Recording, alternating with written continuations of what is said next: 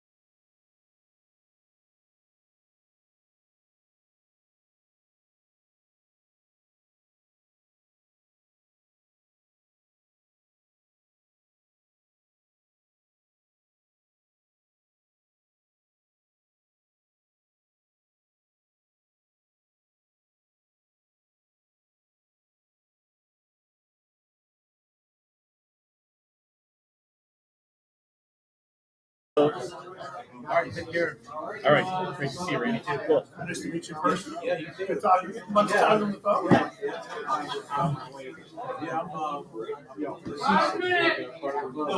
I saw you sign up for Yeah, well, I was signed up.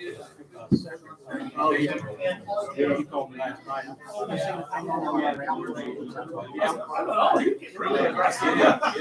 Yeah, I put up for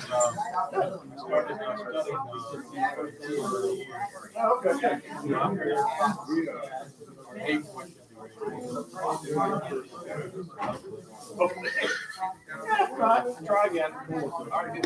Yep.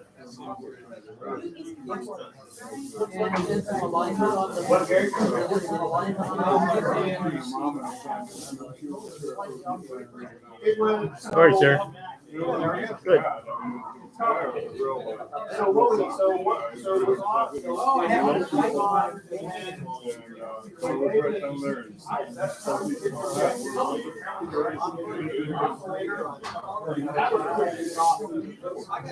So we put it back. Now the problem is there's a very, very slight buzz. So we kind of go back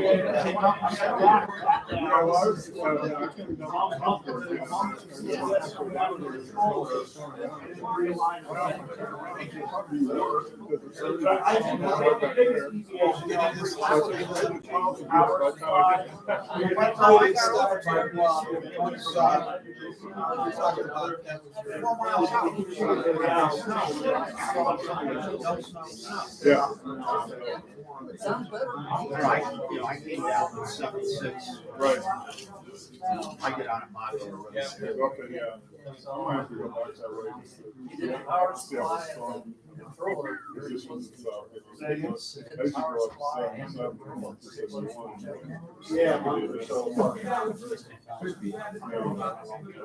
All right, if you guys haven't got it yet, Russ has the 50/50 tickets this month. We also have a donated prize, courtesy of Tom, wherever he went. There it is.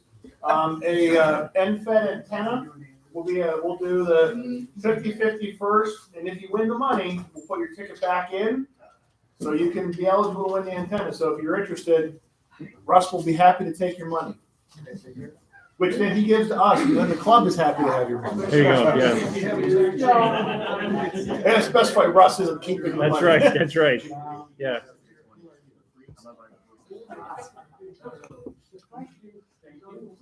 Yeah.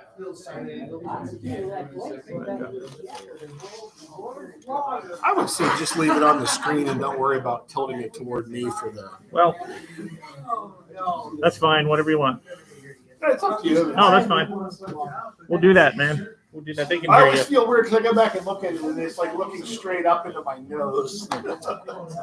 We all agreed on that. We took a vote like a year ago. Oh, and that's to go up Jason's nose. Okay, well, I don't want to. We want to see what brain matter is. I don't want to thwart democracy, so. Yeah, there you go. No, That's what everybody. no, we're good. We're good.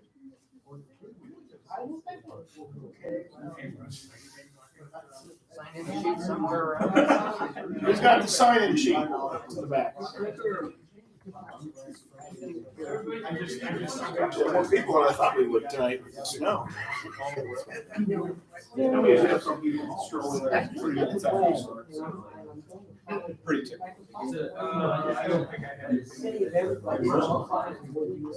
Oh, that would be great. So we don't have to. I don't have to keep.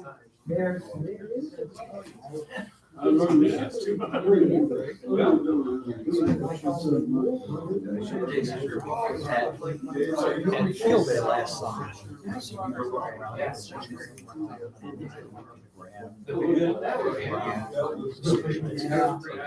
Bill, We usually bring it.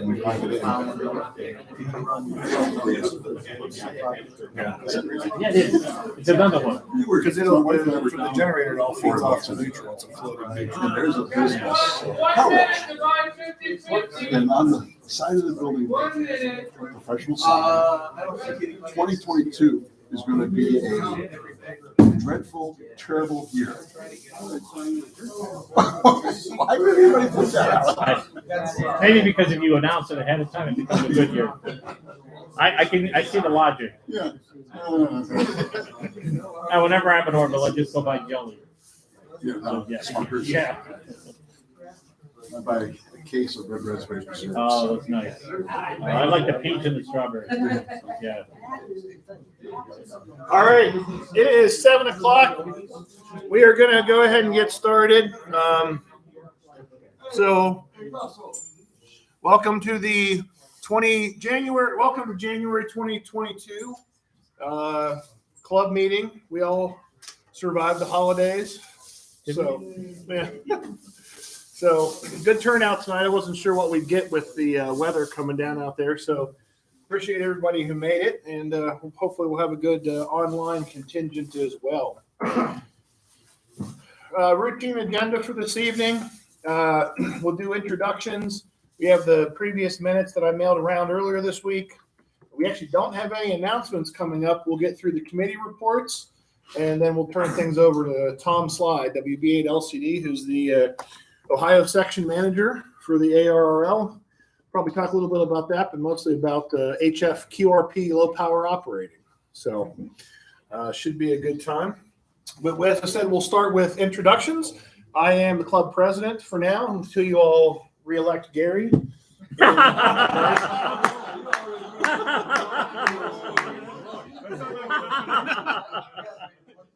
Happy New Year. Jason McCormick, NADI. I am the vice president, Stefan Kingford, November 8, Whiskey Bravo. Kilo 8 Papa Juliet Whiskey Phil Weiss from Twinsburg. Go back that way. We'll go different. I'm Eric Maybach. I'm new. Mike Gerlach, KD TQU, Bill Store, and an LTR. I am Javen Miller, W8UA. Aaron, KE8LWA.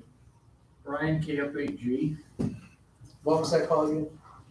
KF8G. You want me to write it down for you? I got All right, it down. move on. Sorry. Move on. Ron, KVLNK. Yeah, Mark, Q8 Sarah Pato, sir. Huh?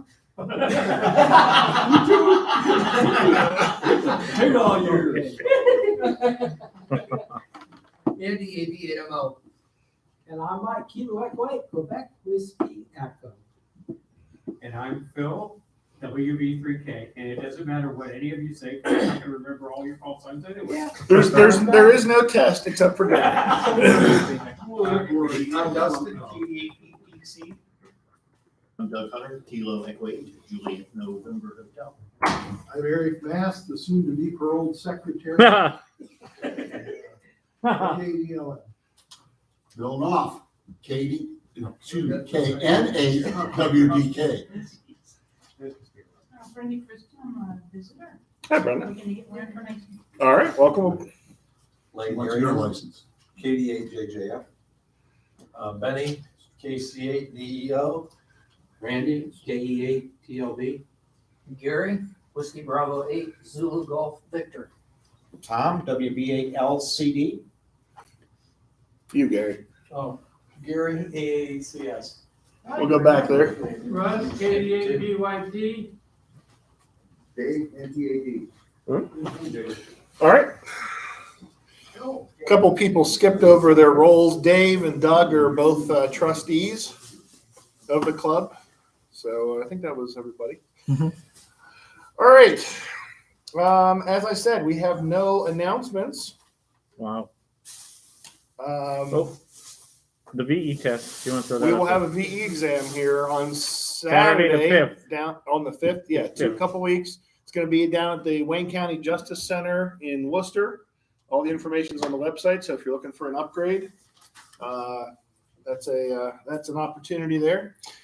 Jeff, WATB, the treasurer, is not able to make it tonight, so I do have the treasurer's report. This is going back to November, since we did not have a December meeting. Starting in November, our statement date, we had $46,2194 in the account. The biggest movement of money is apparel sales, which we have paid out since then, I'm sure. So we had some 50-50 deposits, and we did spend $300 on the rental for the hall for Winter Field Day. We'll talk about that in a few minutes. And apparently we ordered some checks. So ended up basically year ending there 62, 68, 17. Obviously, like I said, a big chunk of that apparel sales money's gone back out to pay for the cost of the apparel. And as has been our practice, we do have an allocation to the repeater fund, which is fully funded at $3,000. And the general fund, as of the statement date on November 9th, is $32.68. Any questions on the report or a motion to accept the report? Motion to accept the report. Second. All those in favor? Aye. Anybody not want to accept the report? As a reminder, not accepting a report means you're taking that responsibility on the next month. Oh, we like it. We like it. It's a great report. Great report. All right. Executive committee report. The executive committee did meet on January 2nd. So we made it just over the New Year line. Everybody was coherent after New Year. Couple topics. We talked about the cadence of apparel sales and branded items, which Gary is delivering to everybody tonight. I think we're going to stick with our twice a year cadence. We'll probably have some sales here coming up in late March, early April to get stuff delivered, usually for field day. We usually do a field day t-shirt. And then we'll probably do something in the fall, a little earlier this year. We'll get that out there. I know there's been some discussion about the name badges. If you're a new member, you can, at the same cost, order the name badge yourself. If you go on our website under club info, then there's name badges. It'll take you to another vendor site. It's called the Sign Man of Baton Rouge or New Orleans, something like that. Yeah. Louisiana, he's in Louisiana. The cost is the same, whether you buy it individually or when we do a club buy. The only difference is the club covers the shipping cost. When we do it on order, saves you $5, I think. So depends on if you want to pay to get it now or wait until we do a badge order. We usually do one badge order in the spring before field day. There was some discussion on the election.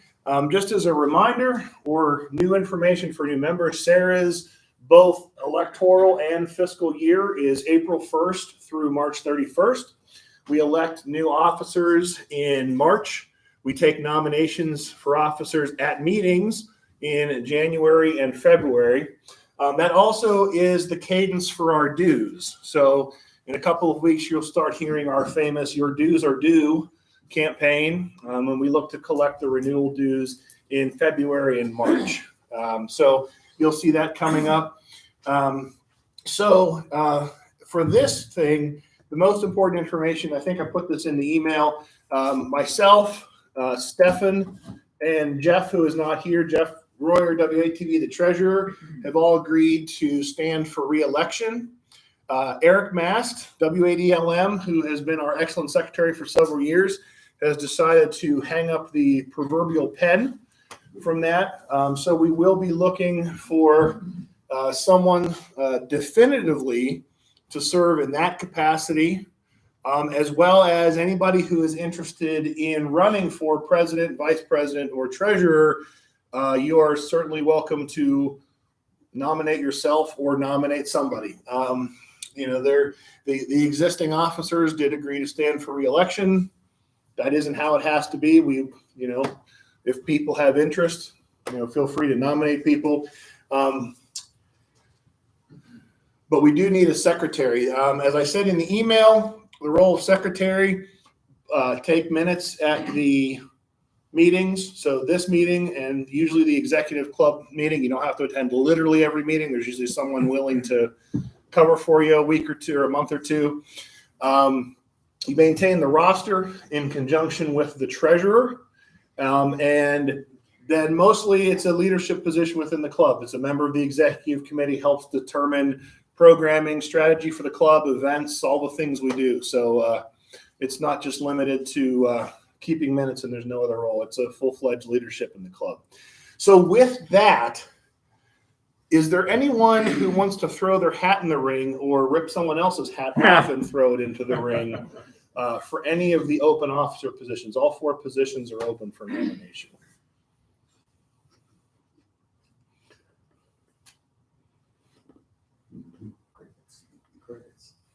Yes, Gary. Why do I feel like I'm in school again? I don't know. Why do I feel like Because you were tardy. little Johnny? Mr. Shorter? I feel like little Johnny. Mr. Shorter? Please. Yeah, no, I'd like to nominate Russell Orr for secretary. Russell Orr, KD8 VYT. Yeah, Katie, VYT. So we have a nomination, Eric, for the minutes. Russell Orr, KD8 VYT, for the position of secretary. Are there any other nominations for any of the officers? If you don't speak up, you're stuck with all of us again for another year. I want to make sure that Jason McCormick is nominated for president. Indefinitely. Just in case anything fall through the cracks. This is one of the reasons why I decided to attend the meeting is to make sure I didn't get nominated. Oh, yeah, you're showing up to avoid. That's how I became president of the Piano Guild. I missed the meeting. That's what happens. Yeah. All right, well, we have one nomination for Russ for secretary. We will have nominations open again in February. This is not a popularity contest per se. If you are interested in contributing to the club and think you have some good ideas, we welcome that and look to having elections. This is not a dynasty. So, Right. Go ahead. Two things. First, did everybody sign in? Okay.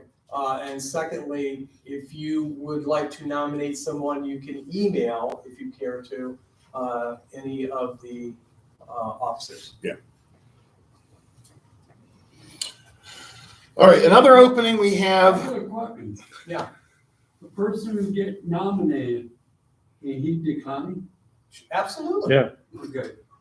Well, tradition would hold that you would ask that person first before you nominate. Yeah, please don't nominate somebody without talking to them first. Yeah, you want to do that. We don't want to nominate Dave for president out of the blue. Yeah, we as a club, we don't have, a lot of clubs will do like a nominating committee for officers. We don't do that. We do take direct nominations, but we do ask that you check with the person first. So, all right, speaking of leadership, we do have one other. We still have the Open Education Committee chair. The Education Committee chair, as we've talked about, and I'll talk about this in a minute, we are looking for someone to serve in that role. We talked about that at the executive committee, but I have a separate slide on that. We are looking at kicking off what we're going to be calling the Helping Hams program. I think Dave is going to be spearheading a lot of that work. The club, now that the club has liability insurance, since we're a big enough club now, we're going to formalize some of the informal assistance that we've provided to members for different radio projects. Some of the guys helped Phil with an antenna tower. A couple of us went out and helped John Crilly take down a failing antenna and put up something new. I feel like there's another project in there. Yeah, we did the one for Bob. Oh, yeah. We went up on the roof and tore down his antenna. Bob, Bob had some wind damage antennas. We took his down. This is just starting to come together. We're going to have some criteria based on what, who we're going to help. It's not going to be we'll do anything for everybody kind of thing. We're still working out what the criteria for that was going to be. We want to help hams who need it. We also don't want to become a free labor pool for everybody and their brother. Yeah, Dave, go ahead. Yeah, and I'd like to get this to work in both directions. We have younger guys who have some stamina and can help with towers and antennas and some of the physical projects. But we also have the older guys who are Elmers who can help with putting up the antennas and making sure they're tuned and designing and making balance and things like that. So I'd like to see this kind of not just be, let's just help people who can't do, physical labor, but really kind of get this to work in and let some of the more seasoned folks help the younger folks as well and kind of open it up in that direction. But as we were talking, keeping it within the club and making it a real legitimate meeting. Yeah. So we'll have some more on that coming up in a couple of months. We're going to have, like I said, we're going to have some criteria for how this will work. We do want to get some of the mentorship things going. So just that's on the topic, has been discussed. Just wanted to bring it up that we are moving forward with that. And we also talked about some events for 2022. We're really off and rolling with the operating committee. We'll talk about that in a few minutes. That's going to be a lot of our on-air things. We talked about some of the events we normally do, like the picnic, Christmas party. So I think 2022 is going to hold a lot of good stuff for the club. With that, 2022 is going to be bringing a change to the club. Starting in February, we're going to be moving our meeting location. The reason for that is while this has been a nice place to meet, now that the library is returning to its regularly pre-COVID, post-COVID, however you want to put it, scheduling, we're finding it very difficult to book this room on the third Thursdays of the month. Particularly, we were asked to move our meetings for March, April, and May already. Foreseeing that cadence probably coming up in the fall, we decided as a leadership team that we were going to explore some other opportunities. So what we've decided, we're going to do a trial run of this on February 17th. So that's our next meeting, the next meeting. We're going to be moving to Finney's Sports Bar and Grill, which is in Norton on Cleveland Massillon Road. If you're familiar with 76, if you know where Beef O'Brady's was when you got off 261 there for Beef O'Brady's, this is one, not counting the interchange with 21, this is one exit east, about another 3/4 of a mile east.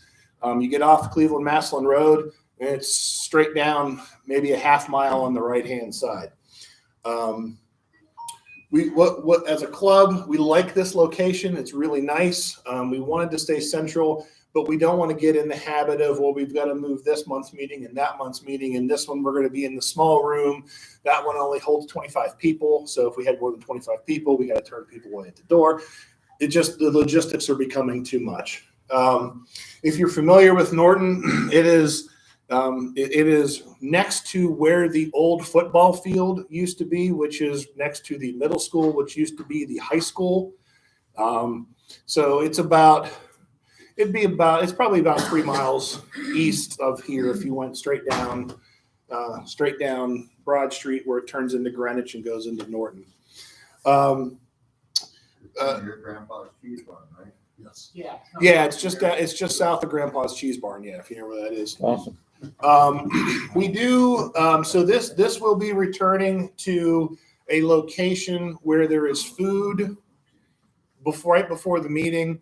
The room normally rents for $350. Since we're coming in on a Thursday, I've had several good conversations with the management there. We're going to come in. They're going to give us essentially the room for free.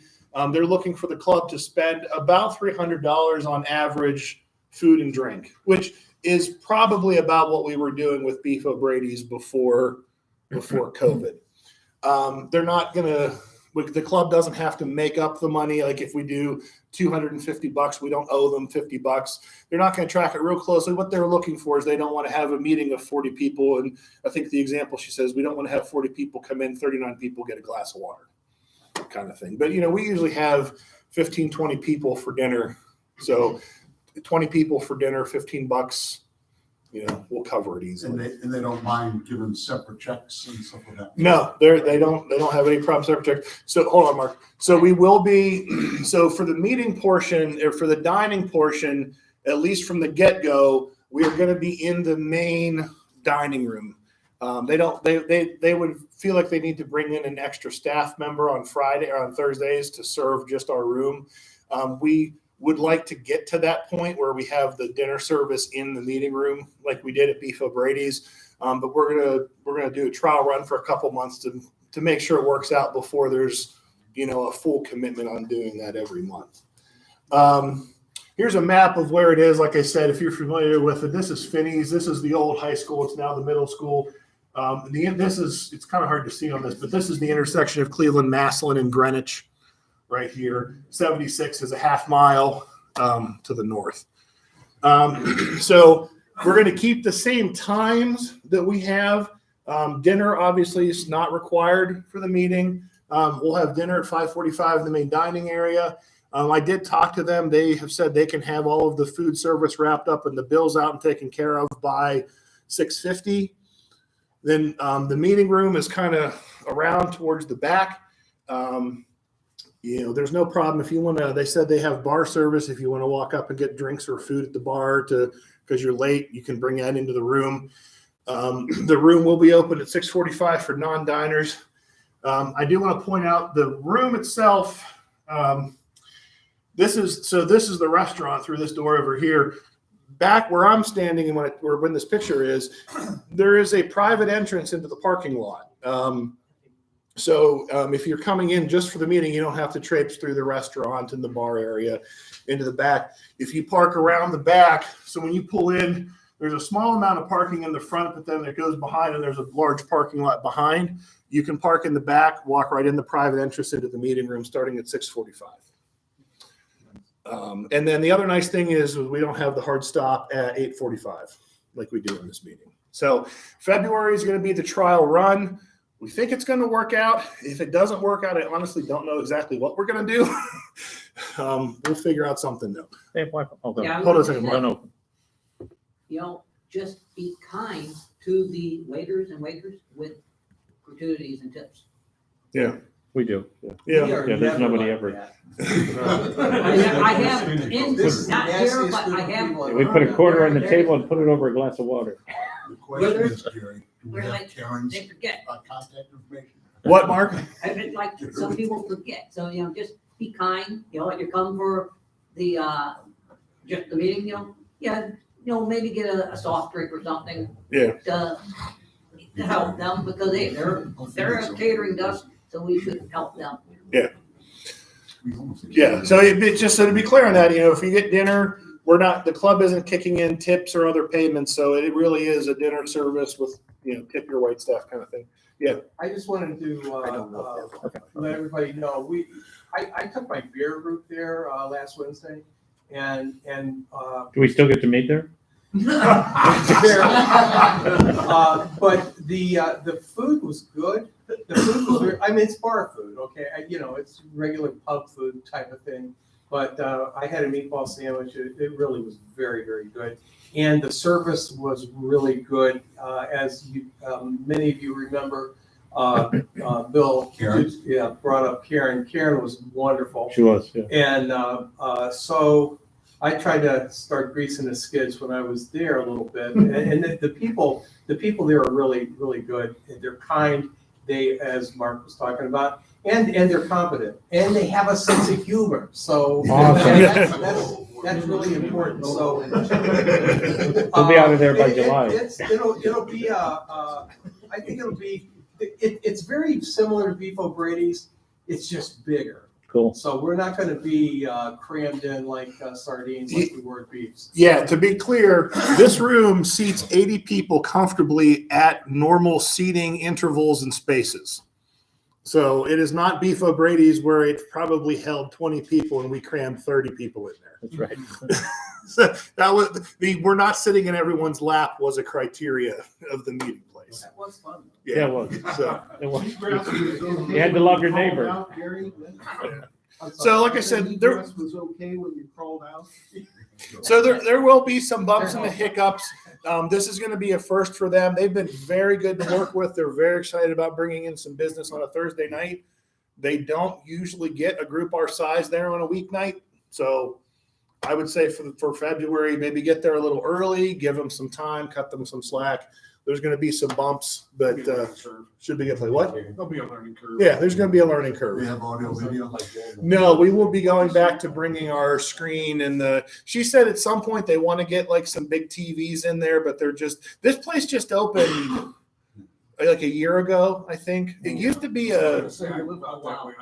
I've seen a sign, I think, just once in the last couple of yeah, it opened up last year sometime. It used to be it was an insurance office or something, or Raymond James or something. Yeah, it was like something.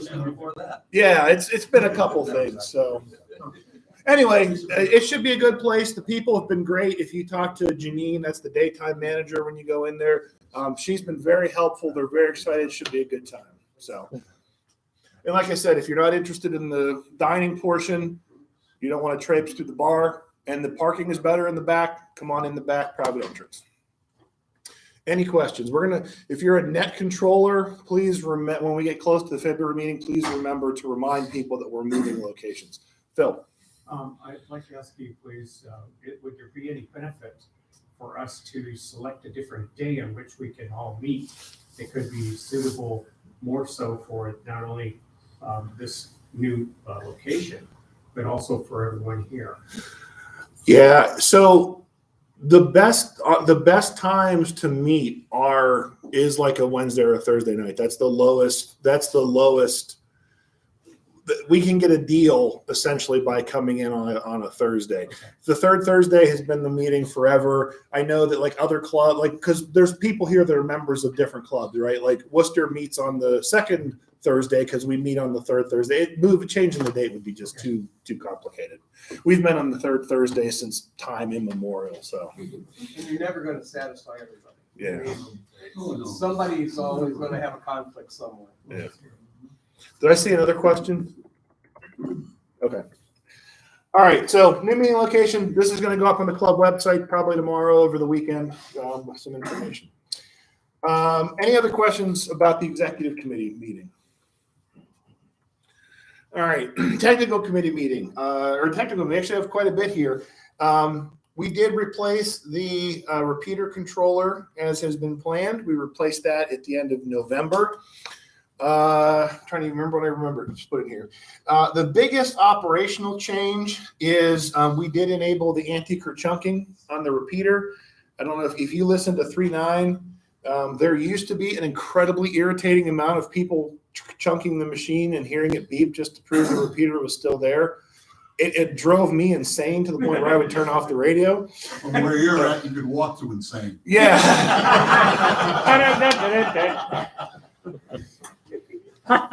Bill's the new secretary. Yeah.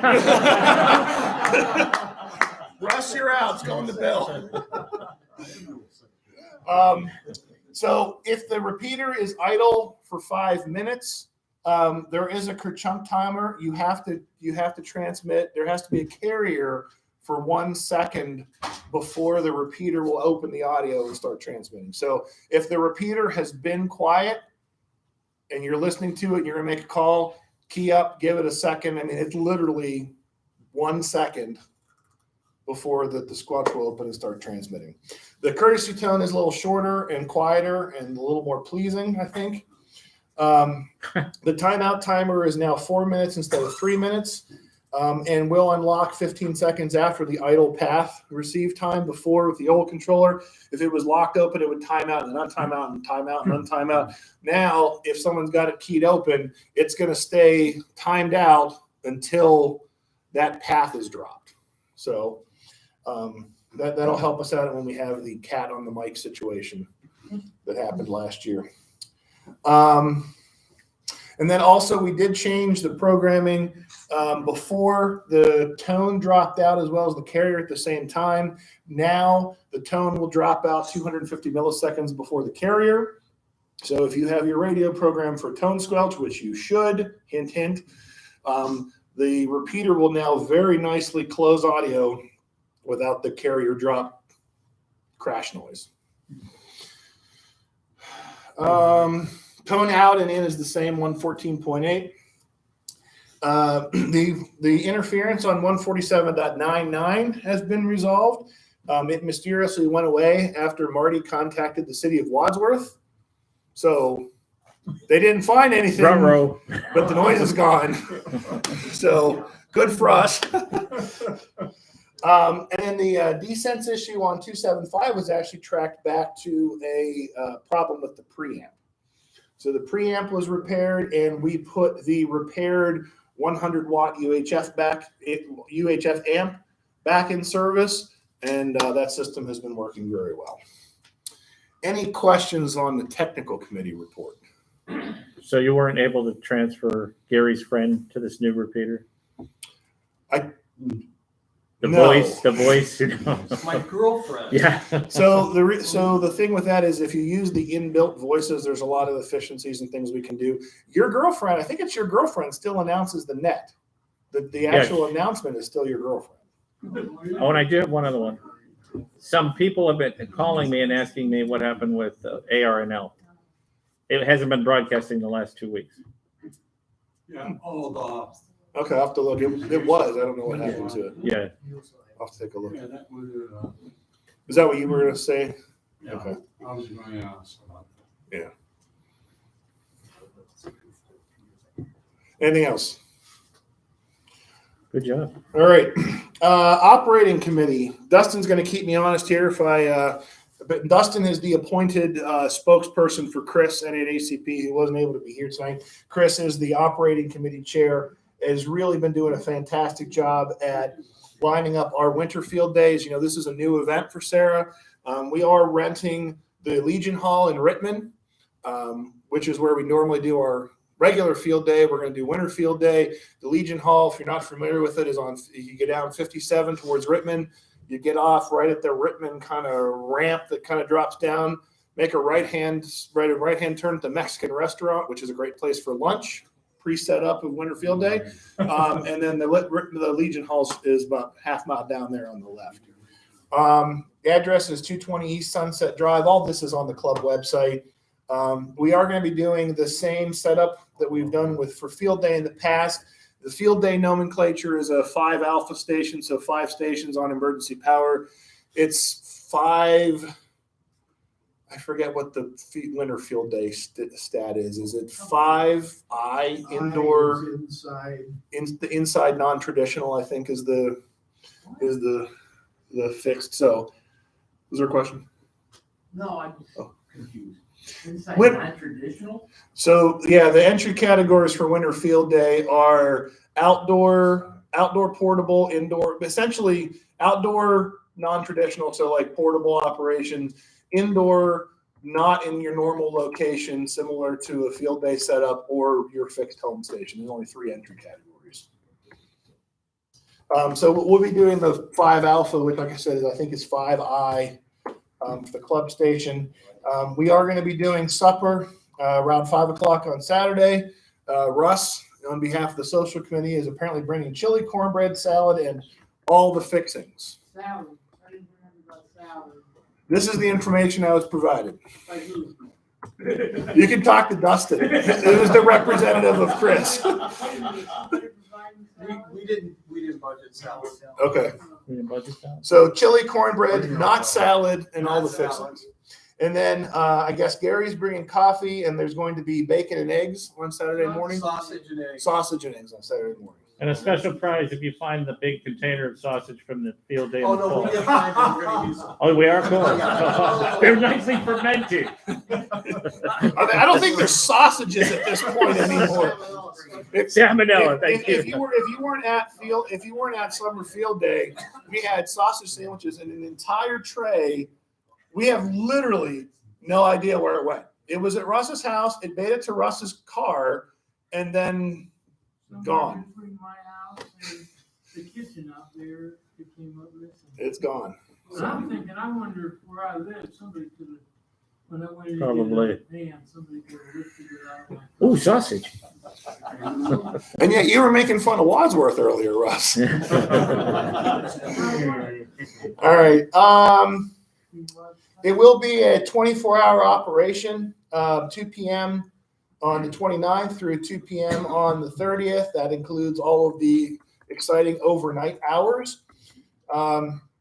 So if you want to try amateur radio, see what SARA's about, have fun operating. If you're not an HF operator, you can come out. We have control station operators for the radio, so you can be on HF as a technician. Yeah, Russ. Also, we were not providing like chips and stuff, like snacks for Overnight. Yeah. overnight. And nobody talked about any pop or anything either, so, Yeah, beverages, snacks, kind of on your own. yeah. So if you want a hot sauce for your chili, you gotta bring it. I think we're gonna have cheese and sour cream. Yes. So anyway, there is something to sign up. You don't have to sign up if you want to just come out for a little while and check it out. You can. No commitment. Really good time if you're especially if you're a technician class. It's a great opportunity to get it on the air. It's a contest, but not crazy contest. I mean, it's fun. You know, people make it's a good way to get context. Yeah, Doug. Yeah, just for the benefit, there's a few people here that are unlicensed or just sort of testing the waters. Maybe a brief explanation of the field day concept and realizing that they may not understand the terms HF. Yeah. A little educational. It's a good. That's why we keep you around, Doug. You keep. So yeah. So if you're not licensed or very newly licensed, field day.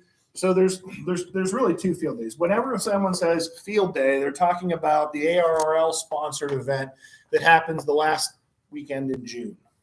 It is a mix of preparedness exercise, contest, and fun time doing amateur radio. We haul a bunch of gear to a location we don't normally operate from. The club has a big antenna that we've built in a mast system, and we have all these filters so we can operate 5 radios at the same time off one antenna.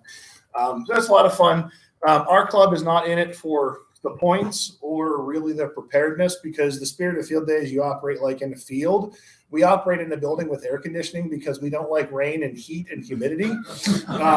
So as a club, it's very strategic for us to be in a climate controlled, non-wet environment. So It's for the equipment, honestly. Huh? It's for the equipment. It's for the equipment. It keeps all of our equipment pristine. But all joking aside, it is a really nice location. It is indoors, so you know we don't have to try to cover up the radios if it rains. You know, it's a nice location. It is considered a public location. It's right off the main road. It's a Legion Hall. People come in and out when we have the event. You do get on the air. You make contact with all the other states. You're basically trying to find different parts of the country. Some units are an entire state, like Ohio. California is broken up into 7 or 8 different units. Florida is like broken up into 4. Pennsylvania has an eastern and western Pennsylvania. The goal is really to kind of fill in the map, right, of talking to all these. HF obviously is the lower portion of our spectrum, ironically, of course, named high frequency because it was high frequency 100 years ago when they named it that. Technician licensees, you know, you're in the VHF bands, usually the repeater, that sort of band. HF is more of the worldwide, countrywide communication. So a lot more people to talk to than just right in the area. So it's a good time. No experience is necessary. If you're interested in getting licensed, you're certainly welcome to come on out. You can actually get on the air. You can work it under supervision from one of our control operators. We have all the equipment. You just need to bring yourself and have fun. You're welcome to eat. That's our big thing, is not getting wet and eating. Those are our skills. That's Sarah's niche, is having a good time, not getting wet and eating. This year's keeping warm. Yeah, well, yeah. Now in Winterfield Day, Day's different. Winterfield Day is keeping warm. Wear your Regular Carhartts. field day is not sweating. Antenna repairs in Winterfield Day, you got to have Carhartts. Yeah. Did I cover everything, Dustin? Yeah, I just got 2 things for you. We're still looking for a few more people to help us set up and tear down. We're also looking for somebody who has an inverter style generator as a backup in case something were to happen to Nick's. I have a standard one, but they're kind of looking for something a little quieter. So if anybody's got one, email Chris. Yeah, we really don't want to run a regular generator. Yeah, well, that's what I figured. So. we would have some unhappy neighbors. You would have unhappy neighbors. That's all I've got for you, G. All right, thanks, Dustin. All right, education committee. As I mentioned, we're still looking for a chair for the education committee. The education committee would be responsible for helping schedule the technical presentations for this meeting. and also doing some of the other educational and build opportunities that we do throughout the year. I want to stress this is not a you have to do all of the work type position. This is a coordination and management position. We're looking for someone to take point on getting people to participate in giving presentations, at doing builds, those kind of things. I'm not going to solicit it right now because I do want to give Tom enough time here because we're running a little over and we got to be out by 8:45. But if you are interested, please see me. No significant radio experience or any technical experiences is required. If your phone goes off in the middle of a meeting, you might be made the president. But no, in all seriousness, no particular experience. We're just looking for someone who's willing to take point on scheduling presentations, finding people to do stuff, harassing people to do stuff. We're open to, doing like Zoom presentations. There's a lot of people that, so if you're interested in that, please talk to me, Stefan, Gary, one of us. We would really love to have someone step up to this role. It's really needed in the club. Social Activities Committee, we did have the Christmas party in December. I unfortunately was not able to go because my family came down with everyone's favorite COVID, which was interesting. My wife and daughter got it. My son and I didn't. How that happened, I don't know. But I heard that the Christmas party was very nice. I was very sad to miss it, but I didn't want to bring the joy of COVID to SARA as much as I wanted to actually see people in SARA.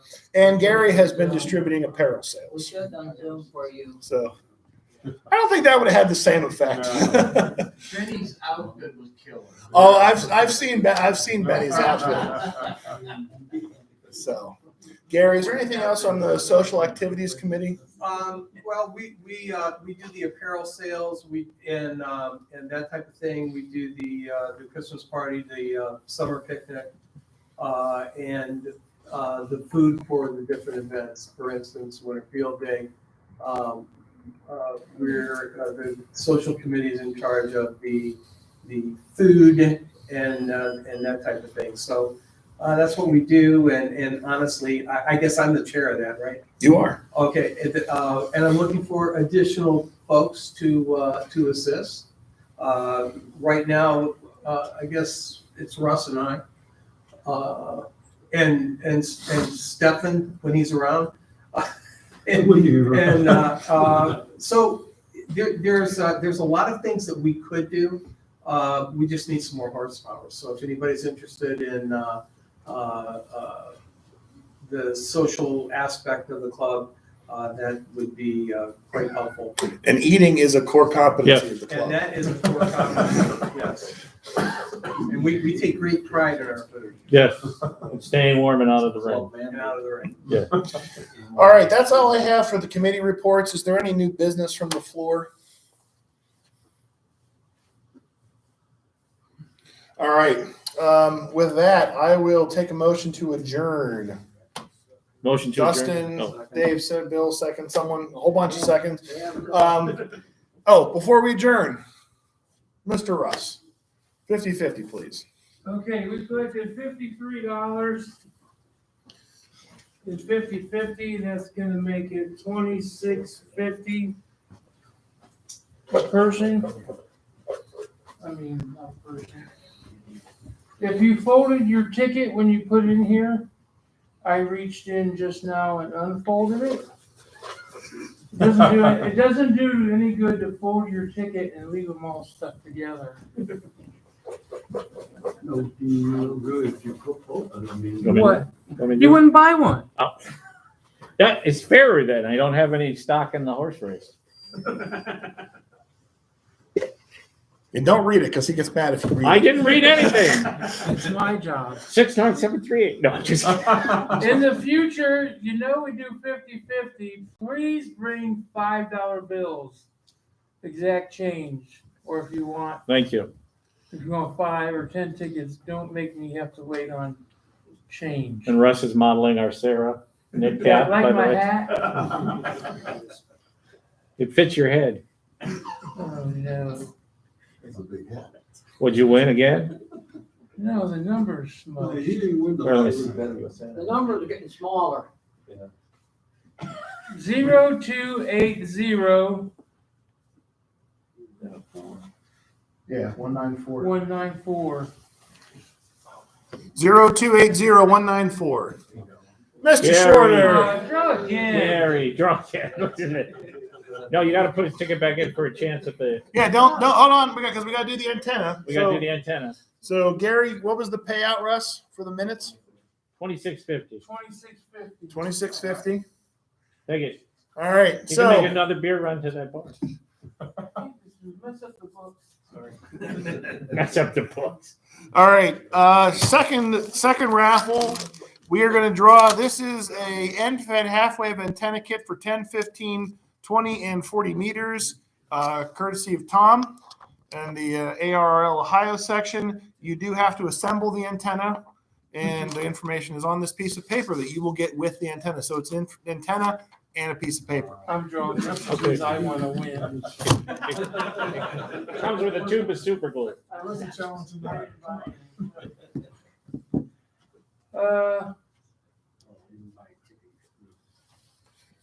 Is it the same ticket? 194 again? No, it's another 4 on the end though, smudged like the other one. We need new tickets for the next 50-50.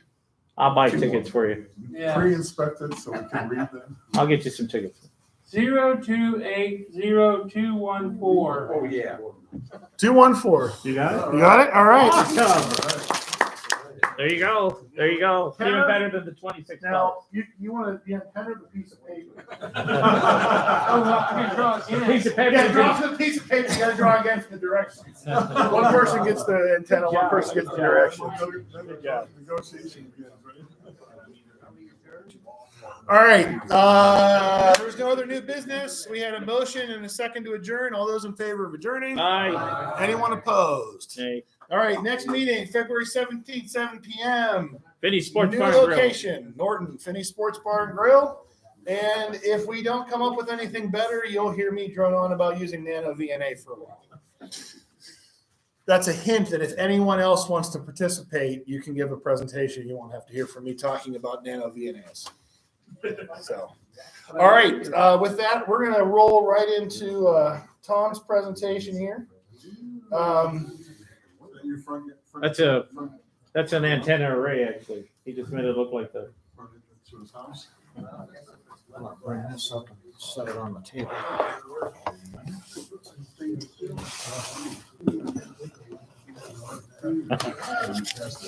All right. Well, as I mentioned, this is Tom Sly WB8LCD. Tom is the ARRL Ohio section manager. So he keeps all of the clubs and all of us in line. And I'll let you introduce yourself, what you do, and all yours. All right. So well, thanks for being here. I don't really keep anybody in line.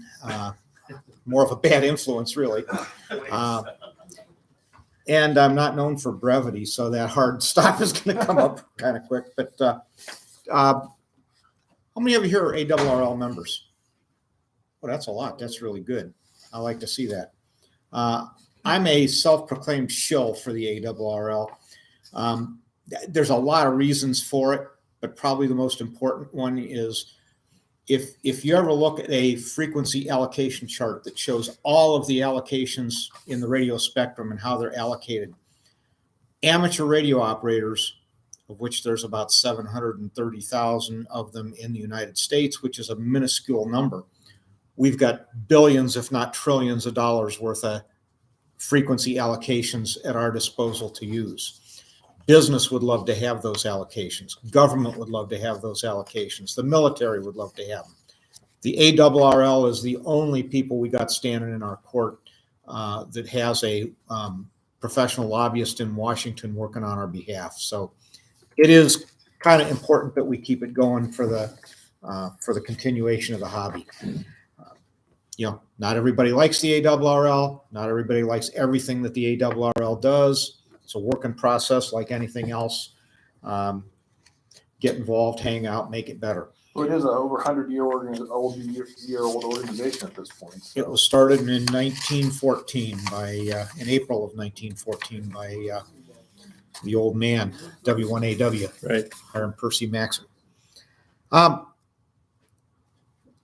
ARRL website, that website, I think it's like 10 to 15 years old, if not more, which in website terms, that's old. And they are in the process of updating that. They're using some program called Personify. And at the December meeting, they said they were going to have they've been doing some of the internal things on the new system. And they did their first external thing on the new system, which was your free copy of the 2000 or 1915 QST magazine, which it didn't work. So they've gone back to the drawing board on, well, actually they went back to the drawing board pretty quick and they made it come out. And I think everybody was able to finally get it. Another project that they're working on, because it's now, again, in the 15-year-old range, which for a big piece of computer software is old, is Logbook of the World. And they're starting to work on that. They're talking about it. They really are looking for an IT director and a project director to head up that whole thing and try to keep it doing what it needs to do. And they're also looking for donors to help support the development of the new application. The ARRL ballots, every year there's ballots for different positions. For instance, my position will be voted on later this summer, and the new position starts in like October, I think it is. So you'll be, they've been mailing out ballots. All I can say is in the past, the return rate has been woefully low. Really woefully low. They are working on an electronic balloting system so that you can do it online. That I'm not sure how quick will be up and running, but they're working on it. Another thing that they've done, you've got a VEC team here. I don't know if you use the ARRL VEC. Yeah, that's what we do. Okay, good.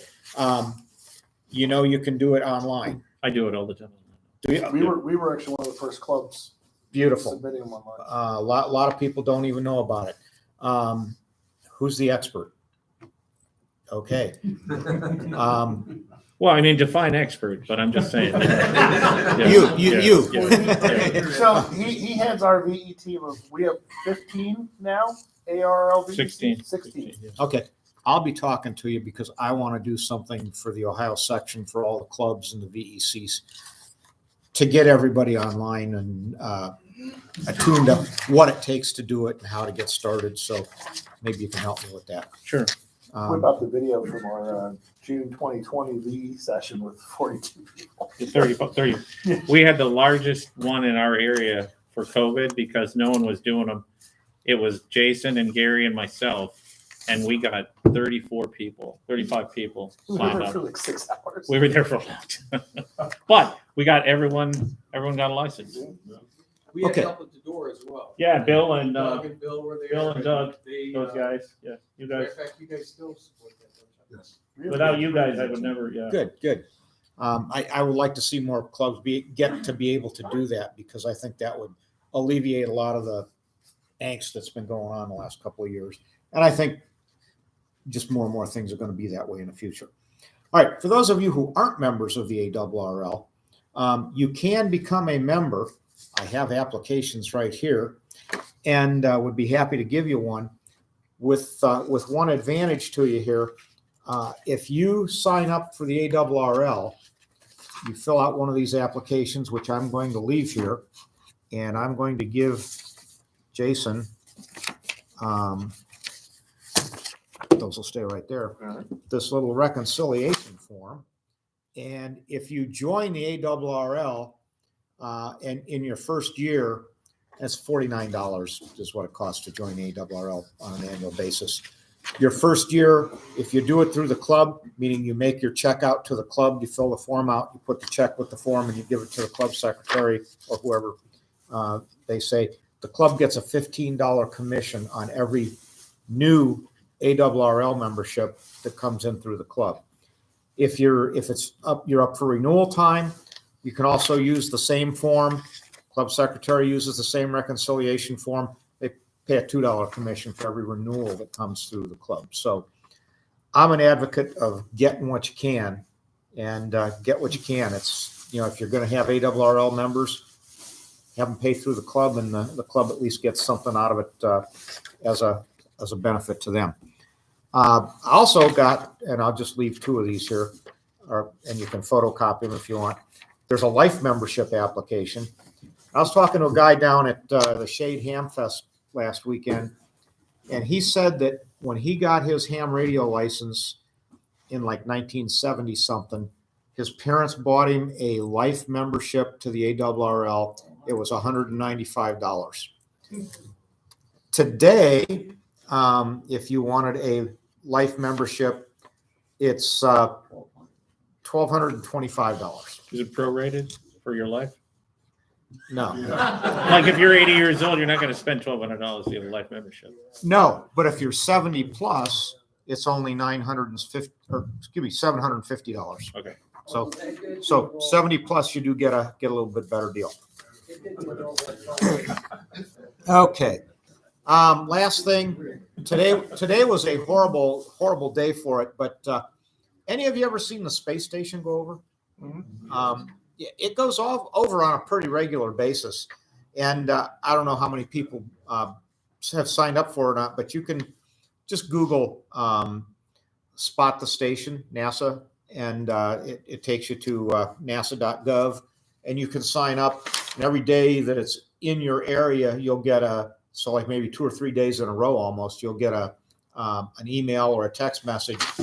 This one says, Thursday, January 20th, 6:24 p.m. It's visible for 6 minutes. Maximum height is 78 degrees. Appears 10 degrees above west-southwest and disappears 17 degrees above northeast.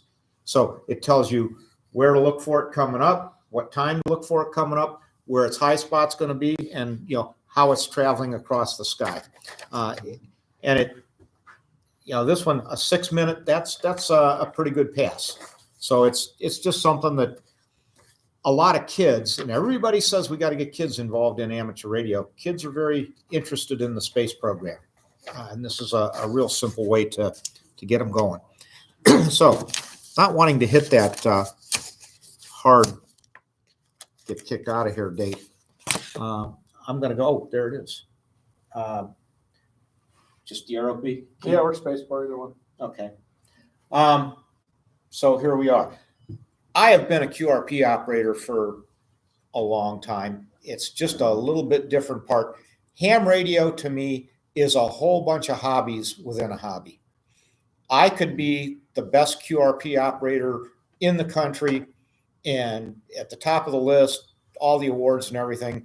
Jason could be the best satellite operator, and we might never run into each other because we're doing two entirely different things in the same hobby. You didn't see our 2019 satellite contact at the field day. No, I did not see that.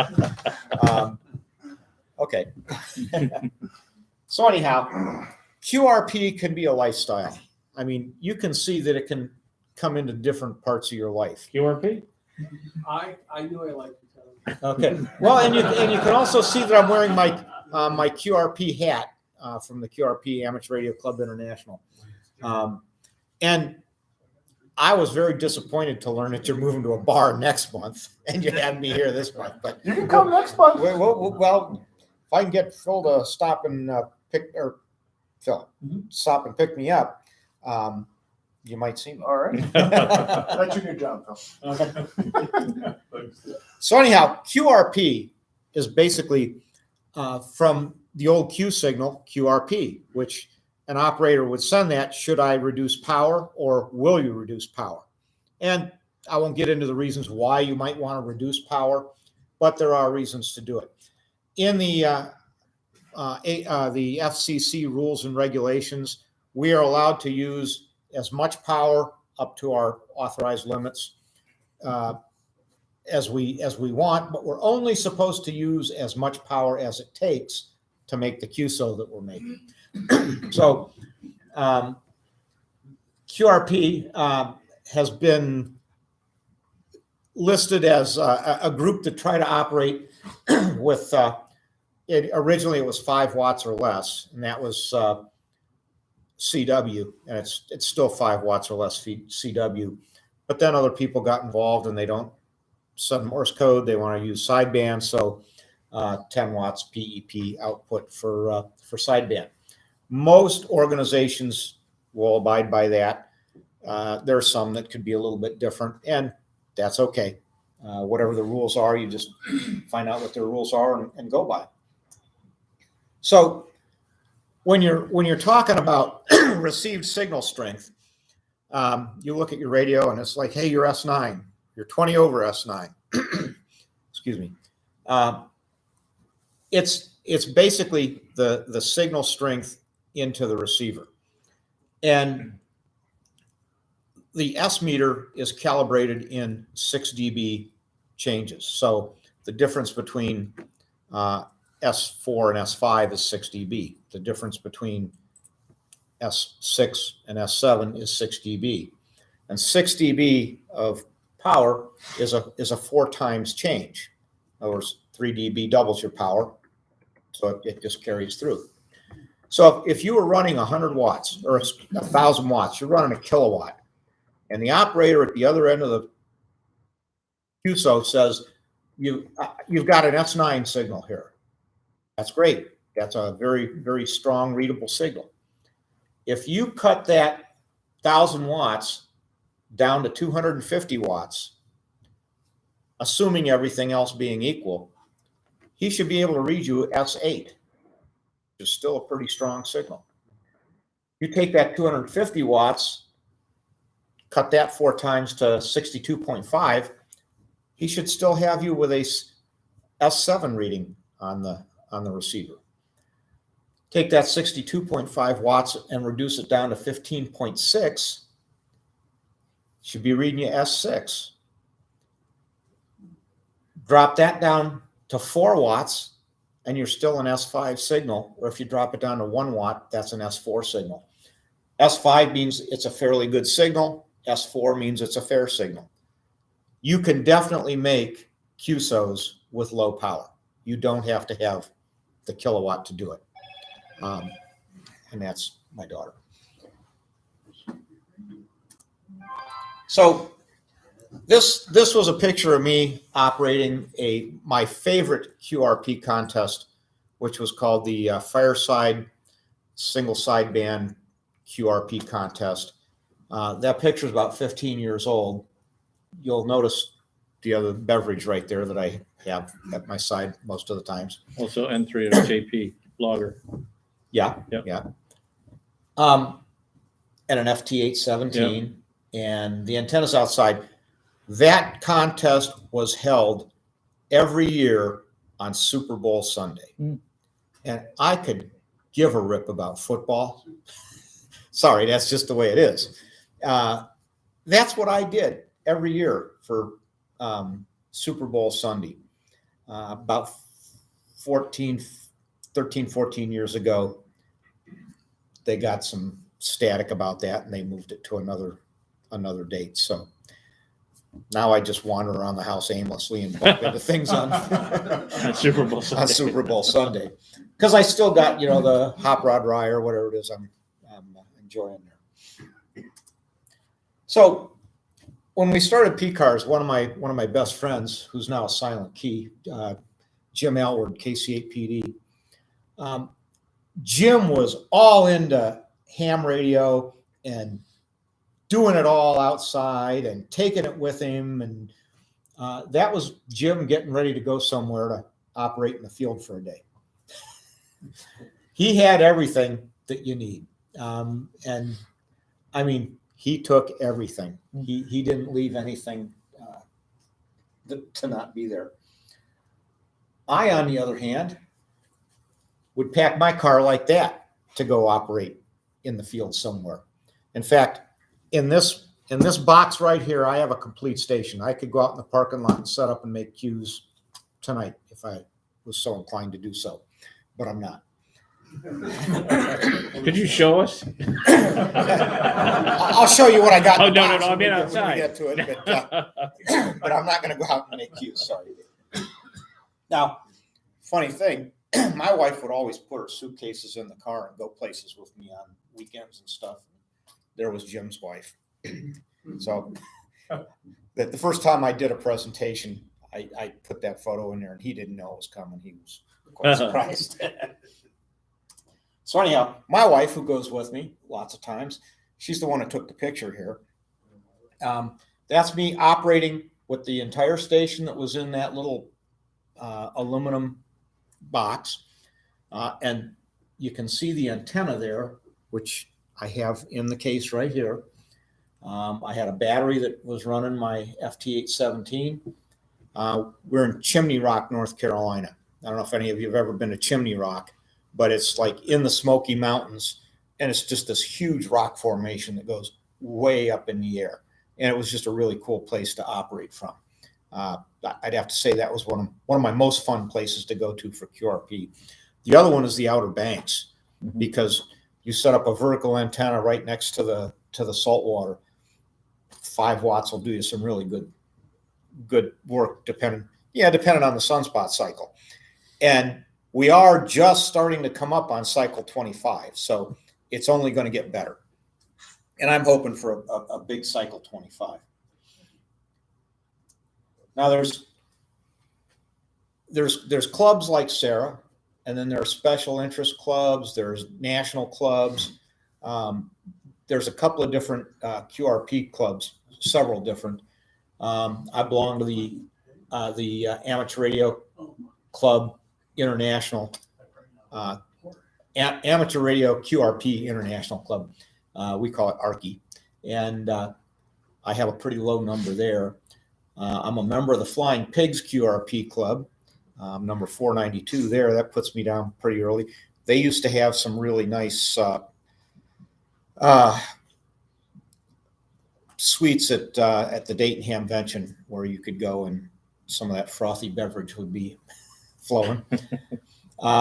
The 4-state QRP group, that's out in the Southwest. They are a really cool group, and if you search that, it'll bring you up, take you to their website. They kit a lot of different projects that you can build.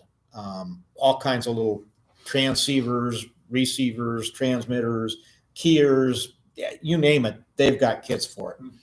The North Georgia QRP Club is also a very active one, and there's probably 100 other QRP clubs that you can belong to.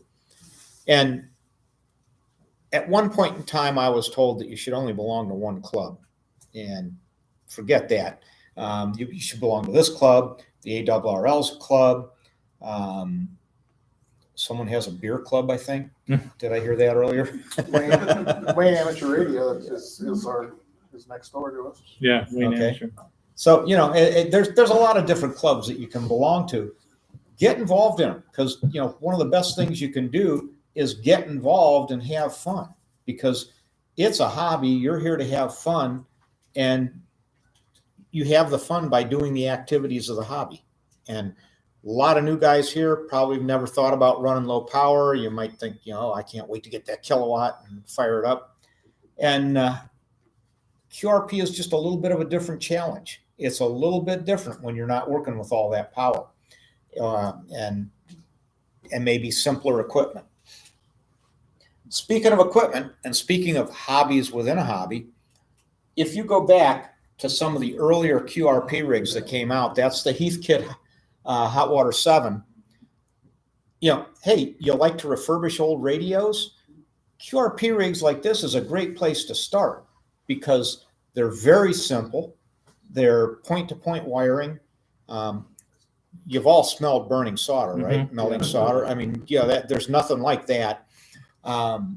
You can pick up old stuff like this. Some of it's real expensive, some of it's real cheap.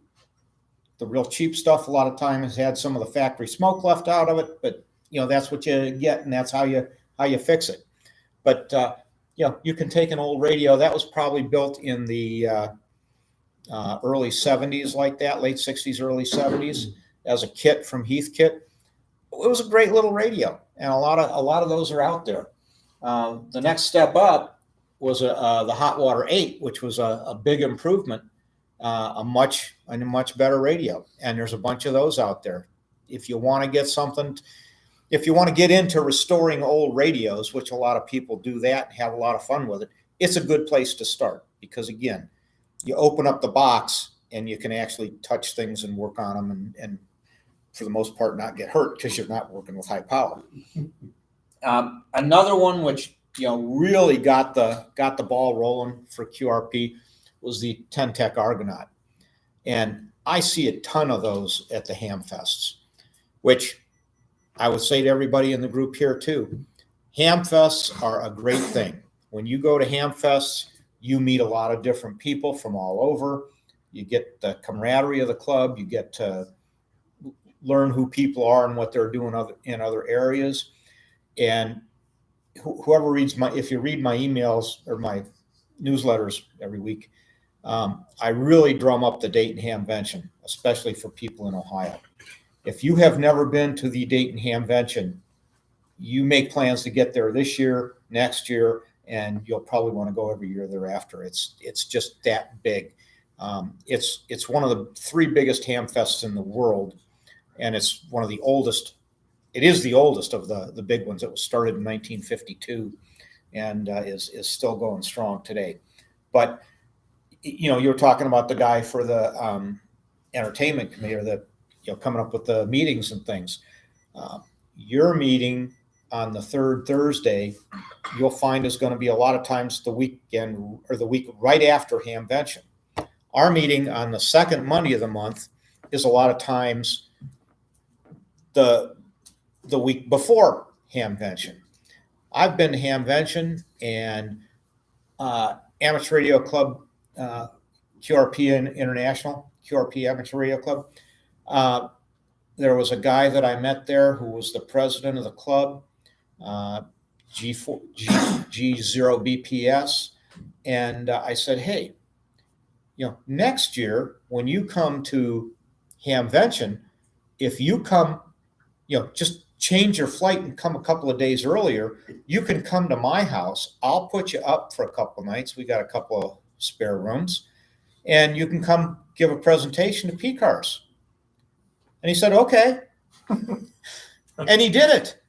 And I've had 2 guys come from the GQRP club in Great Britain to do it over Hamfest weekends. So it's just like lots of things. Our hobby is, there's all the technical stuff to it, but the building relationships and getting along with other people and making friendships is also a big part of it that you don't want to let that get away from you. So, those first 3 radios, those were real radio kind of things. There's a lot of other things that you can get that are just a little bit more less sophisticated. This one is a kit, the MFJ Cub. And I think they still make it. And it's like about $100.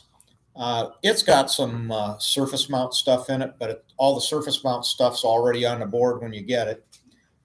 It's a CW transceiver. Yeah, it'd take you a couple of nights maybe to put it together, but it's a self-contained CW transceiver, runs low power. It's just a neat thing that you can build.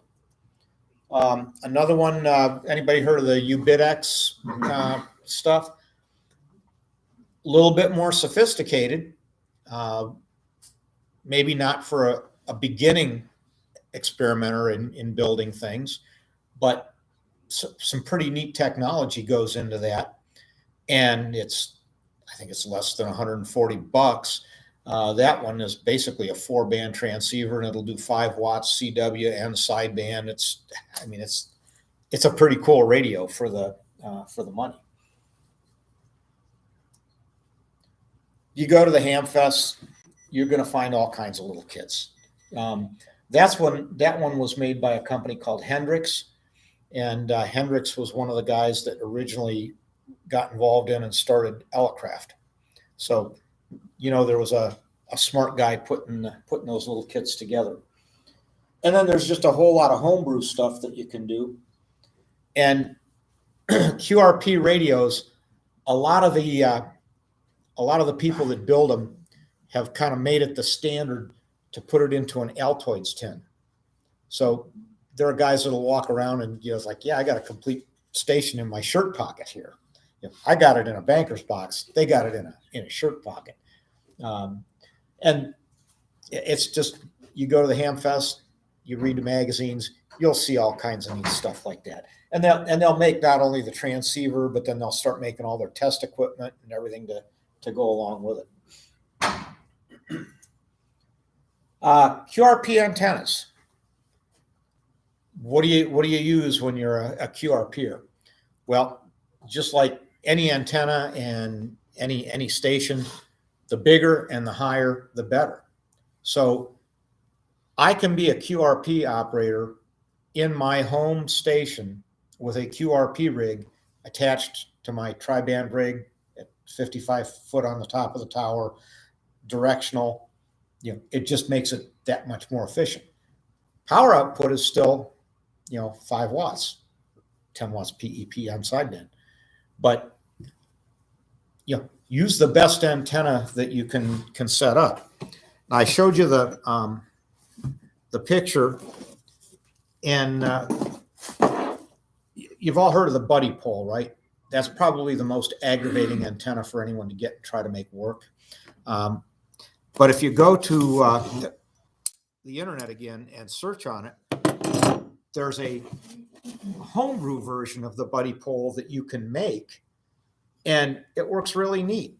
This isn't it, but this is an antenna called a PAC-12, and we did this as a project once for PCARs, and basically it's real simple. You got a little thing, piece PVC and some wires and stuff, and you screw on the bottom of it. That goes into the ground. So, support is easy. You just pound it into the ground. Got a BNC connector and got another wing nut there so that you can put a bunch of radials out on it, because one of the things about a vertical antenna, you want to have radials. Got a spacer that goes here. And you can buy this from, there's one called something Wolf Antennas that you'll see at the Ham Fests. This is a 40-meter coil. So if I'm going to go out and operate 40 is a great band for QRPers. Put that in there. This goes in here. And then you basically tune it by how far out you extend the width. And it's a great antenna. And as you can see, it comes apart. It goes down real easy. This was designed to be a backpacker's antenna. And in fact, the backpacker's model of it, instead of using 3/8 rod, it uses 1/4-inch rod. But by the time you got it up there with the coils on it and everything, it was kind of not real sturdy. So when we made it for the club project, we just beefed it up a little bit. And, the club project was mostly putting the threads on the rod. That was the hardest part, and then winding the coils. And I remember we did it. We put this together as a club on a Saturday morning. We went out, and there's probably a dozen people there building the antennas. The first guy done comes in and says, hey, look, I got my antenna done. Okay, let's try it out. I had my FT817 there on 40 meters, tuned up and down a band a little bit, heard a guy obviously tuning up his amplifier. And I just waited for a couple of seconds, and he stopped. As soon as he stopped, I called him, and he answered us right away. And said, hey, what do you, I heard you tuning up there. What are you running? And he tells us about his big radio and his legal limit amplifier that he was getting all tuned up. I said, oh, that's great. He goes, what are you running? Well, we're running a 5-watt FT817 into a homebrew vertical antenna in the parking lot. He was kind of impressed, and it was fun. So that antenna, I have used this antenna as you could have seen from the pictures there, all over the place. And it works. And it's simple and it works. Now, obviously, if I'm not going out in the field, I'm going to hook it up to a dipole or my beam or something like that. I brought along that here it is. That half-wave end-fed antenna. Here's one that's designed for QRP work. So if I don't want to carry all that, if I'm when you're backpacking and hiking, it comes down to how much do you want to carry around with you. So you can get down to using some very simple equipment. This is a kit that you can get online. It's a little bit less expensive than the other one. This is good for up to 20 watts. That one, who got it? Yeah, that's good up to 250 watts. But this one, it's kind of neat because it all fits on this one little thing that you can actually just hold, and you set the antenna according to a chart here. Whatever band you want to work on, you just string out the appropriate amount of wire, hang it at one end into a tree, and plug right into the short jumper back into the radio, and you're on the air from a park bench. It's simple, it's fast, and it's quite inexpensive. Now, another thing that you need when you're doing that is some way to tell when you really got it in. This is a UKIT's SWR meter, and it's really neat. It's got a graph that'll do a color graph. These were out for a while, and you don't find them new anymore, but you can find them used, and it's a great little meter. And it's small enough and easy enough to use that I don't mind taking it when I do a little trip like this. And it, again, we have a house rented for our family vacation at Kitty Hawk again this summer. We haven't been there for a while, and we're gonna go back. And I think it's gonna be great because I don't do good in the sun. You'll usually find me under the shade somewhere with a QRP station and a beer. And that's how I spend my vacation. Now, you need power too. And the advent of the LiFePO4 batteries has been fantastic. That's another thing that you can build. You could have a club project building them. It's not that tough. I've bought a couple of sets from guys. A guy that built them. This is a 5.5 amp hour battery. It'll run a QRP rig pretty much for 12 hours straight. And you always got to power other things, so you need a power pole distribution box. This is another one that I just built, and I always like to know how my batteries are doing, so I put a voltmeter on the front of it, and now I can go off and power my QRP radio. I wouldn't want to carry this real far, but it's pretty light. And I've got a 300 amp hour battery that, I could still carry it, but it's a whole lot less than a couple of car batteries. And the nice thing about these things, you just saw that was like 13 point whatever. It's been in a box for probably a year and hasn't been out of it until tonight. So it works really good. You always need some coax and cables and things like that. And then you need a radio. Always got to have headphones because most of the little radios don't have speakers in them. I have this one protected kind of nice because it's a L-Craft K3X, which I've got a good investment in it, so I like to take care of it. But it's a neat little radio. I mean, it's fully self-contained. It's designed to just set up like that. I don't have internal batteries in it, but microphone, a couple of different coax connectors and adapters. Can you hold the case? Someone wanted to see the radio. Oh, Hold it up yeah, for yeah, the yeah. camera. Sure. I guess you're supposed to hold it up kind of sexy like so they can see, you know.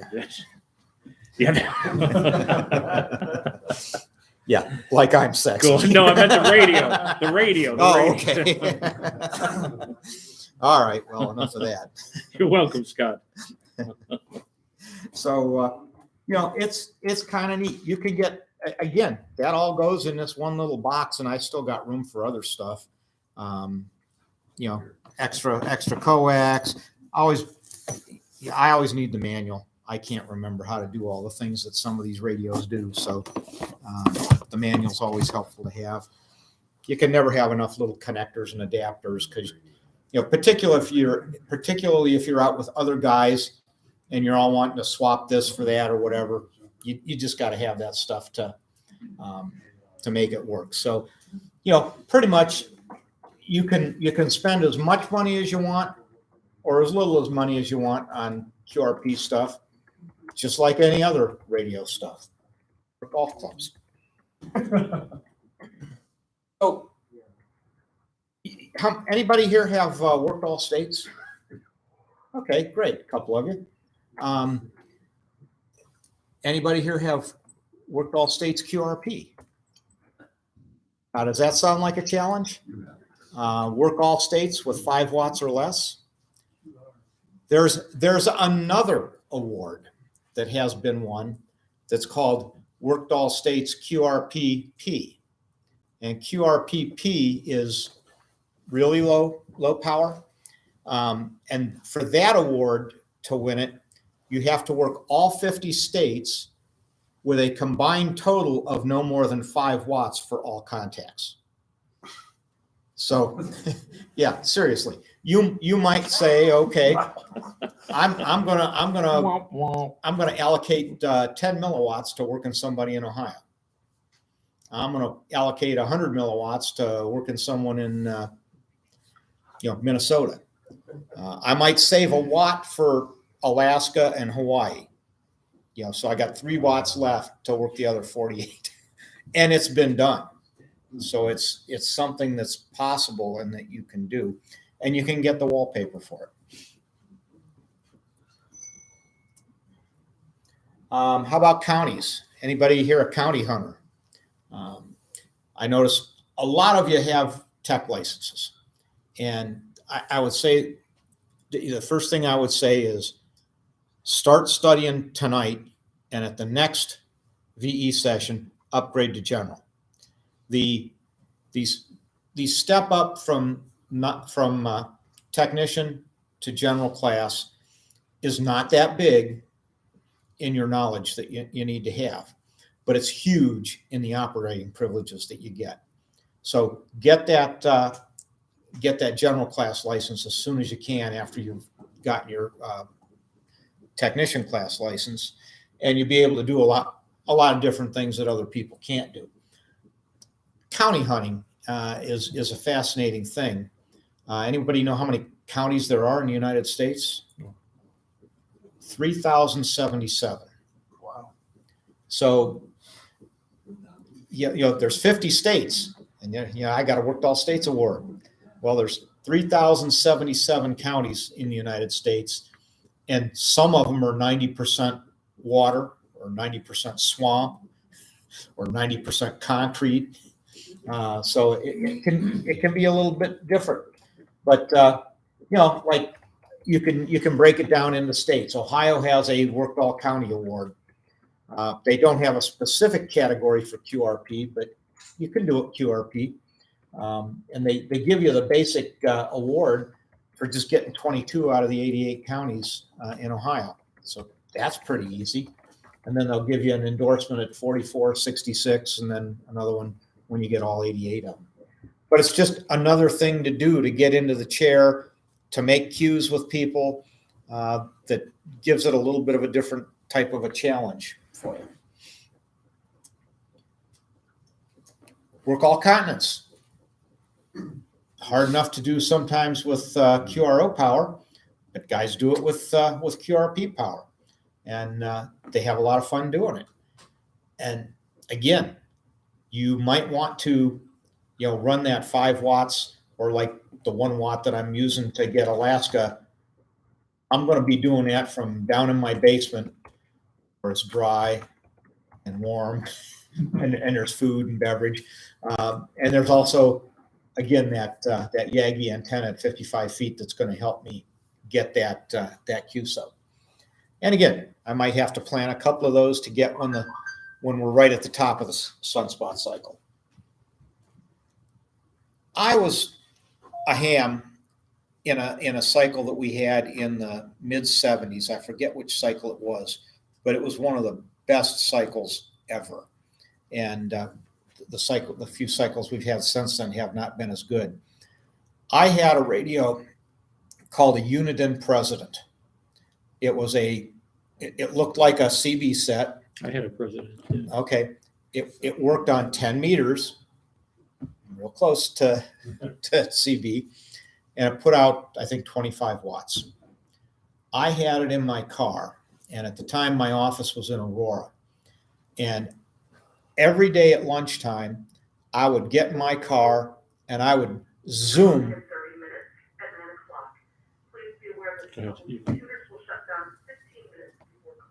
Yeah.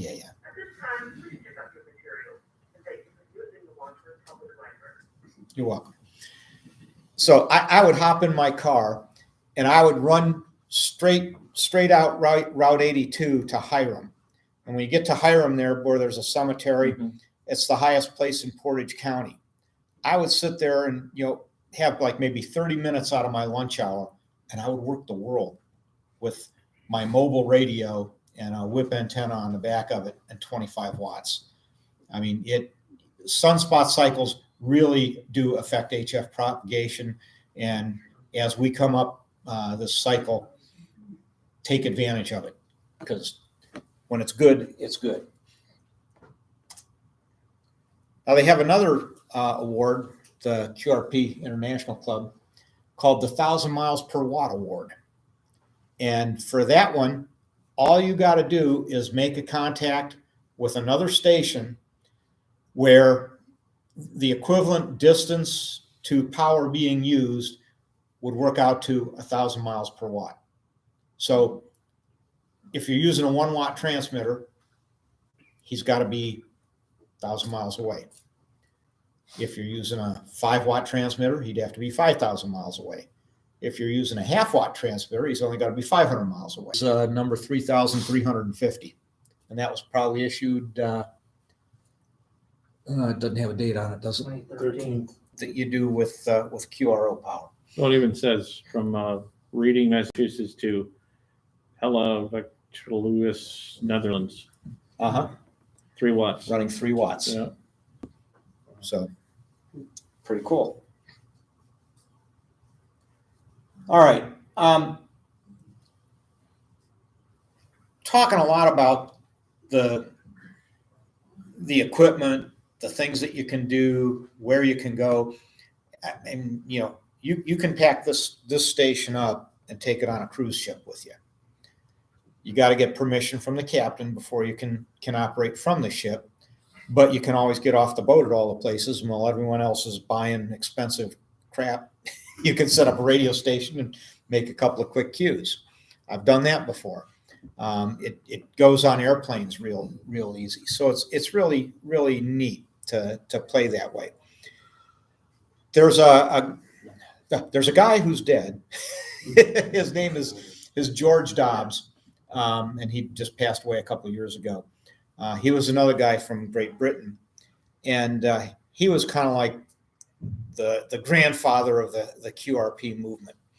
And if you can either just search, Google it, or you can go to that website.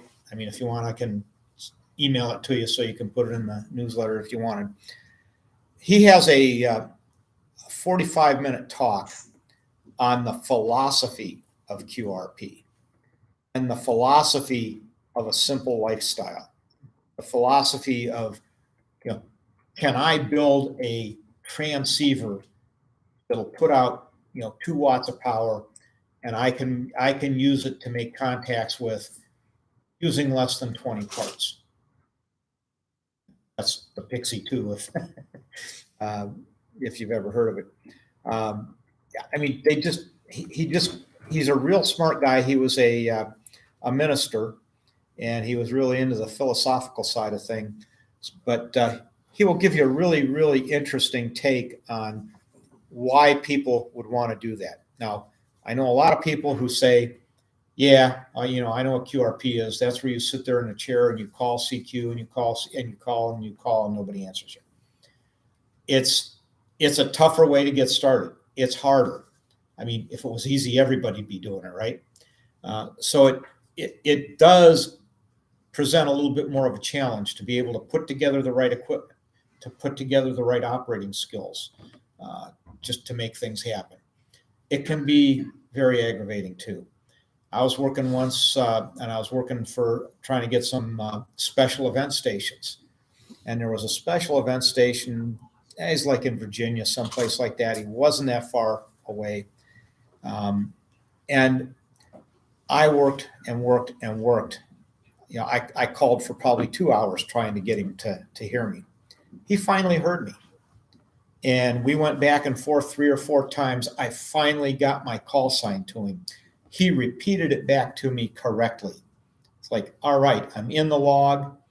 And it was one of these operations where they put the log online so you could go in and look at it. You know, they updated it like every 5 minutes. So I get done with the QSO. He goes to the next QSO, which is some guy running power. And the first thing this guy says was, oh, you had his call sign wrong. It was WB8LCD. Oh, thanks. I'll correct that. I was aggravated, and I never could work him again. But oh well. And I wasn't in the log. So that's what QRP, trying to get done here by the 8:45. Hard. They're serious about it too. Yeah, they are. Yeah, well, I've been kicked out of some places, so I want to make it. Pardon me? You want to know where I've been kicked out of? It's just, again, it's just another part of the hobby within the hobby. It's something that you can do that's a little bit different than, say, what everybody else is doing. But even within this niche of the hobby, like I said, there's home brewing, building things. A lot of people use QRP radios, on the trail. A lot of people hiking the Appalachian Trail, for instance, will carry ham radio and play the game. So it just becomes then, how much do I want to carry with me? There are a lot of guys that do summits on the air, and they will operate QRP because they're going to be at 13,000 feet or more, and hopefully have a pretty good signal from up there. It's a lot of fun, and it's just a part of ham radio and always will be. So with that, if anyone has any questions, I'll take them. Yes, sir. You recognize FT8 as QRP? I've been a ham since 1968. That's when my license showed up. And I've had a hard time getting into a lot of the digital modes. That's just my own personal bias. As you could see by that 1,000 miles per watt, that was for JT9 or something, I think it was. So, I mean, yeah, you can run digital, and actually digital is a perfect mode for QRP because you really don't need a whole lot of power.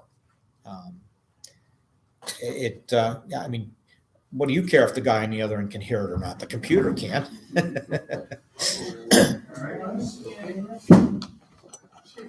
So I don't mind, if people want to run. I'm just not big into digital modes myself.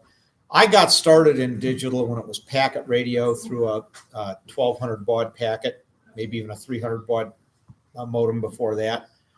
And it was like, okay, I'll type something in, go get a cup of coffee, drive to the store, come back and maybe have an answer. It just didn't interest me. I know it's come a long way since then. I've just got so many different things going on that I haven't been able to get into it. I do operate CW. And CW is kind of the first digital mode. So that's I got that going for me. Any other questions? Yeah, my name, hey, my name Mark. Right. What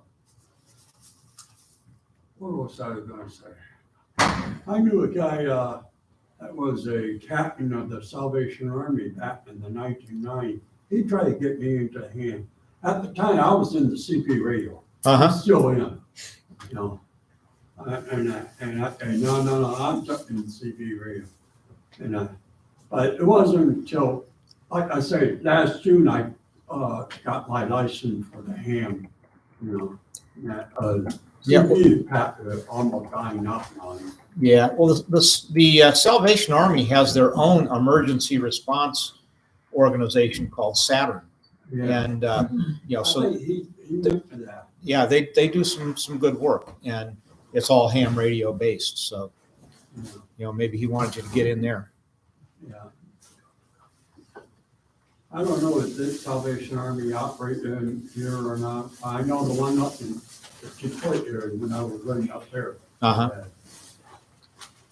Yeah, and like I say, I've been a ham for a lot of years and seen a lot of things come and go and change, and it's just it's all fascinating to me. And I can honestly say all of my friends are hams.